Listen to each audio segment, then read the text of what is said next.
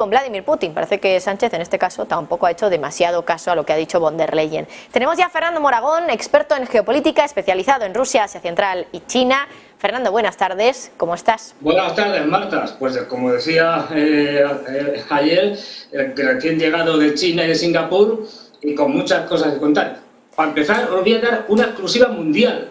Cuéntanos. Vamos a empezar solo por dar un pequeño trazo. Es decir, Arabia Saudí, que como sabéis, China ha hecho un movimiento extraordinario reconciliando a Arabia Saudí con Irán, además de todo lo que viene haciendo de conseguir que el yuan sea la moneda de compra en Arabia Saudí, que empresas saudíes estén invirtiendo en China, etcétera, etcétera. Bueno, lo que podemos decir ahora sí, adelanto, primicia.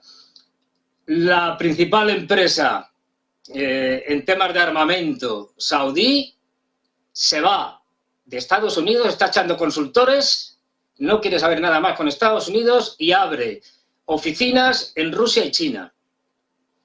Así. Para empezar. Hablaremos más de ello. Está quedado por capítulos, como las series. Pero la principal empresa de armamento saudí, que trabajaba con Europa y con Estados Unidos, se va de Estados Unidos, con todo lo que eso significa de posibilidades de transferencias tecnológicas a rusos y chinos, con todo lo que eso significa de sanciones a otras empresas, por ejemplo, europeas, que están trabajando con esta empresa, porque por parte de Estados Unidos, etcétera, etcétera, etcétera. Es decir, cambio total. Es decir, Arabia Saudí cada vez más lejos de Estados Unidos y prácticamente ya integrada en el bloque chino-ruso. Chino-ruso-iraní con Arabia Saudí, con los BRICS, con la Organización de Cooperación de Shanghái, que como hablamos el otro día, ya es socio de diálogo, que quiere entrar en los BRICS. Es decir, Arabia Saudí dice adiós a los norteamericanos. Eso va a empezar. Iremos hablando más de ello. Por cierto, Fernando, te quería preguntar si este movimiento de Arabia Saudí de alejarse un poco más de Estados Unidos y acercarse a China puede suponer que a lo mejor tengamos un acuerdo pronto, igual que tuvimos de China y Brasil, diciendo que el intercambio entre ambos países ya no se iba a hacer con dólares, se iba a hacer con sus propias monedas, que también tengamos algo parecido con Arabia Saudí y China, por ejemplo, para el petróleo, porque ya dijo Arabia Saudí que podía hacerlo, de momento no lo tenemos, pero ¿podría ser una realidad después de lo visto? Sí, yo creo que es cuestión de tiempo, es decir, y no de mucho, es decir, no estamos hablando de años, estamos hablando de no demasiado tiempo. Terminará pagando el petróleo China en yuanes, está claro, a los saudíes. No olvidemos que además Estados Unidos hace muchos años era cliente del petróleo saudí, pero ahora es competidor. Es decir, porque ya tiene autonomía energética y además exporta tanto petróleo como gas, así que de la fracturación hidráulica. Así que, efectivamente, se está construyendo y más deprisa de lo que parece la alternativa al dólar y sobre todo las instituciones que sean, digamos, las que sustituyan a las que salieron más o menos de Bretton Woods, después de, con el final de la Segunda Guerra Mundial. Es decir, que esto va más rápido de lo que parece. Y los chinos, que son discretos, pues van haciendo cosas y luego cuando ya lo tienen todo hecho nos enteramos, pero están trabajando en muchas direcciones. Así que los norteamericanos ahora mismo, con esta noticia que he dado, están confusos porque no saben qué hacer. Es decir, pero iremos contando más cosas. Ya digo, que esto como los capítulos, es decir, la semana que viene damos nombres de empresas. Y en lo de, en lo de Lukashenko y tal, y en lo de Ucrania, ahora mismo las cosas están bastante claras. Rusia sigue haciendo un proceso de desgaste, no va a hacer grandes ofensivas, además ahora vienen las lluvias de primavera y tal, con lo cual otra vez tenemos barro, no se pueden hacer grandes movimientos. Si se les ocurre a los Leopard entrar ahora mismo en Ucrania, con lo que pesan, no se mueven ni un centímetro. Es decir, hasta que no pasen las lluvias, no pueden hacer ninguna ofensiva. Y nadie, ni rusos, ni ucranianos, ni nadie. Y lo que están haciendo es el tema de Bakhmut. Está ya hecho, es decir, se están machacando y no tiene defensa posible. Y bueno, es un tema de que Zelensky se ha empeñado en ello en contra de buena parte de los militares ucranianos, como el general en jefe, Zaluzhny, que estaba en contra de ello. La sangría sigue siendo terrible de Ucrania y no olvidemos, es decir, las diferencias de peso entre Rusia y Ucrania. Población, 145 millones. Lo que debe quedar ahora mismo en la Ucrania independiente es unos 25 millones como mucho. Y el armamento de la OTAN no va a servir básicamente para nada. Es decir, porque además las líneas logísticas son complicadísimas. O sea, llevar un Leopard desde Alemania a Polonia, o desde Polonia mismo, atravesar toda Ucrania, atravesar el Dnieper, es decir, llevar todo esto a la línea del frente que está en Donbass y tal. Es decir, esto es un infierno logístico, porque tienes que abastecer a los tanques constantemente de combustible, gastan una barbaridad, y de municiones. Pues solo decir dos cosas. Esto no va a servir para nada.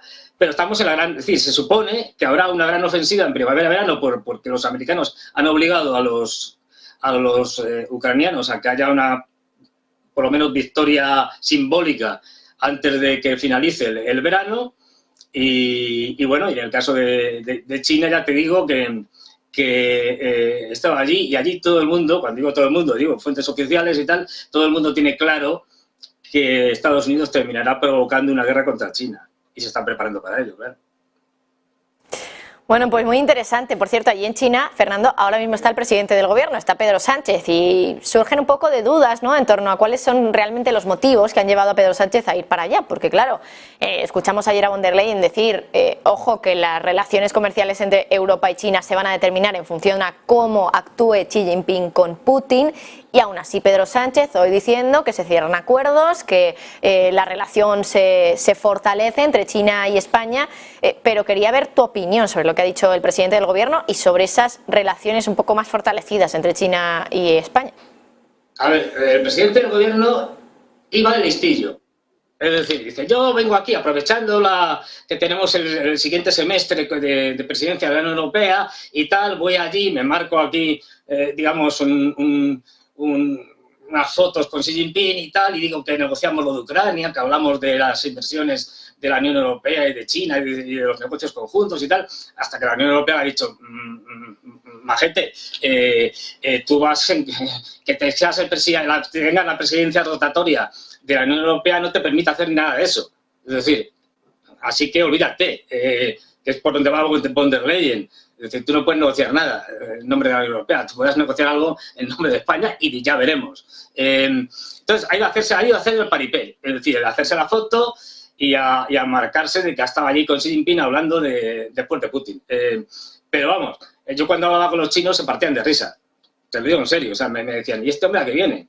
Digo, pues hombre, no sé, haces la foto y tal cosa, o sea, allí a Pedro Sánchez lo consideran como, no sé, como una cosa anecdótica. Es decir, lo que pasa es que los chinos son muy corteses diplomáticamente, educados, y además se cumplen los 50 años de relaciones bilaterales y estas cosas, y los reciben y tal, pero vamos, interés en España, después de que España se negó a firmar, acuérdate, el memorándum de la Franja y de la Ruta de la Seda, cuando estuvo aquí Xi Jinping de visita en España, pues los chinos no nos tienen muy buena visión, porque en ese momento lo firmó Portugal, muy poco tiempo después lo firmó Italia y nosotros quedamos pues bastante mal.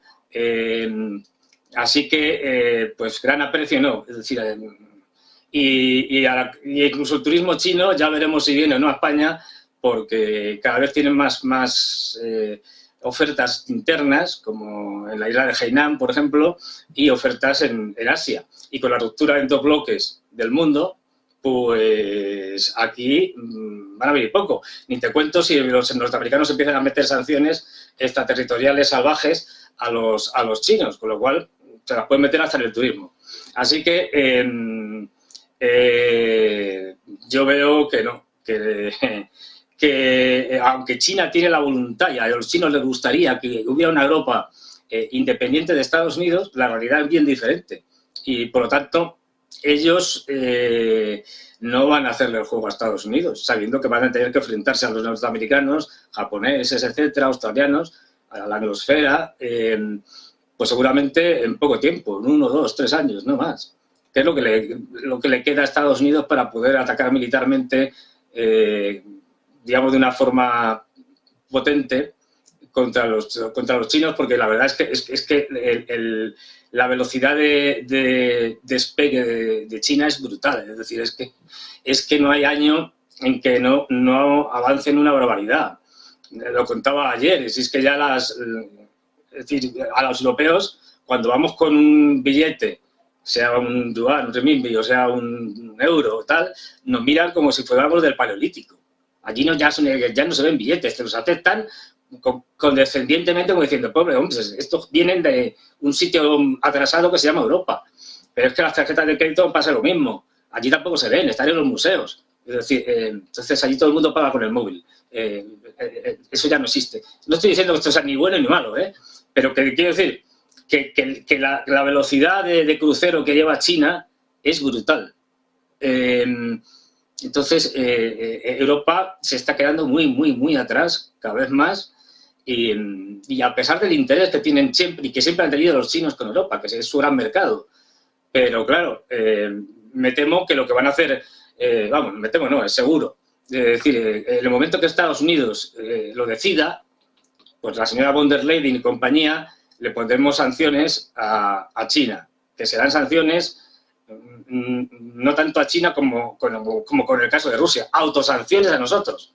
Y si lo de Rusia ha sido un desastre, porque nos hemos autosancionado, imagínate las autosanciones contra China. Eso ya va a ser el acabose. Es decir, nuestro principal socio comercial le sancionamos y nos hundimos a la absoluta miseria. Pues bueno, en esa línea vamos con los políticos de la Unión Europea que tenemos subordinados a Estados Unidos y a los intereses norteamericanos, que lo que quieren es golpear a los chinos en todos los ámbitos, fundamentalmente ahora mismo en el económico. También quería comentar contigo el tema de que Turquía y Hungría también ya han dado su sí a la entrada de Finlandia en la OTAN. ¿Esto qué puede significar? Porque además tenemos que recordar que Finlandia está pegada a Rusia y que por lo tanto es un país más que va a entrar en la Alianza Atlántica y es algo que no gusta nada a Vladimir Putin. ¿Cuál puede ser la reacción de Rusia? No, lo que harán es fundamentalmente reforzar ese flanco. Ya lo han hecho con Bielorrusia. Quiero decir, en el momento que han dicho que van a poner armas nucleares tácticas, fundamentalmente, en Bielorrusia, lo que están es fortaleciendo su flanco norte, digamos. Pues bueno, en ese radio entrará Finlandia. Es decir, o sea, antes, cuando eran neutrales, pues no les podía caer, en principio, no tenía por qué caer ninguna bomba nuclear táctica, ahora sí, ahora le van a caer, han hecho un cambio fantástico, en caso de que la cosa vaya más. En el caso de Turquía, el elemento clave son las elecciones. Que Erdogan ahora mismo, su máxima preocupación son las elecciones y ganarlas. No olvidemos que el candidato de la oposición está apoyado por los norteamericanos, con lo cual eso sería un gran triunfo, el desalojar a Erdogan de la presidencia.